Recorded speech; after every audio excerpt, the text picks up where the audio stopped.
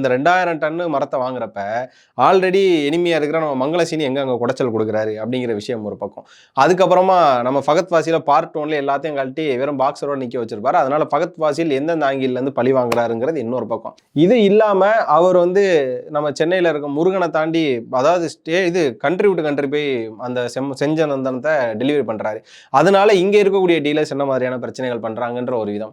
இது மாதிரியான விஷயங்கள்லாம் காட்டும்போது தான் சரி ஓகே படம் கொஞ்சம் நல்லா விறுவிறுப்பா போகுதுன்னு சொல்லி நாங்களும் இன்டர்வல் வரையும் பார்த்துட்டு இருந்தேன். நல்லா தான் போச்சு. ஆனா இன்டர்வலுக்கு அப்புறமா தான் இருப்பா இவ்வளவு நேரம் உனக்கு போட்டதெல்லாம் விறுவிறுப்பு ஊசி, அடுத்து போட போறோம்பா உனக்கு ஒரு கருத்தூசின்னு சொல்லிட்டு இம்மா பெரிய கருத்தூசி எடுத்துட்டு வந்துட்டார் டைரக்டர். எடுத்து வச்சு அவரும் குத்துறாரு கிட்டத்தட்ட ஒரு 1.5 மணி நேரம் குத்தி இறக்கிக்கிட்டே இருக்காரு கருத்தூசி. அது கருத்தூசின்னு சொல்றவங்கள சென்டிமெண்ட் ஊசி. அவர் என்ன பண்ணிருப்பாரு, வாரிசு படம் பார்த்திருப்பாரு. ஓகே குடும்பம் தான் எல்லாம், அதனால அந்த ஒரு விஷயத்தை நம்ம பிக் பண்ணி வச்சுக்கணும், குடும்பத்தை விட்டுறவே கூடாதுன்னு சொல்லி புஷ்பா தி ரைஸ்ல இருந்து தலைவரா மாறினவர் இந்த ரூலுக்கும் வந்ததுக்கு அப்புறமா ஃபேமிலி எந்த அளவு நம்ம வந்து ஃபேமிலிக்கு எந்த அளவு டைம் ஒதுக்கணும், ஃபேமிலிக்கு எந்த அளவு வந்து நம்ம ஒரு சில விஷயங்களை பார்த்து பண்ணணும் அப்படிங்கிறதுக்கான ஒரு இம்பார்ட்டன்ஸையும் கொடுத்துருக்காரு.